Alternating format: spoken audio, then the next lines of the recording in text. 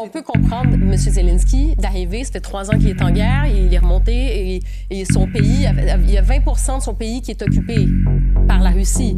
Il y a des vies humaines qui sont en jeu, on peut comprendre qu'il est remonté. Ensuite, d'un point de vue diplomatique, quand on arrive devant Trump et un J.D. Vance qui est déjà depuis quelques mois, il n'a jamais vraiment été en faveur de poursuivre cette aide militaire et cette aide financière à l'Ukraine de toute façon. Donc, pour ça que je dis stratégiquement, c'était pas forcément la chose, disons, la plus adéquate probablement, mais on peut comprendre pourquoi il était remonté et on peut comprendre pourquoi il était dans cet état. Et on comprend aujourd'hui pourquoi il n'a pas le choix de rétro-pédaler et il n'a pas le choix parce qu'il a besoin de cette aide.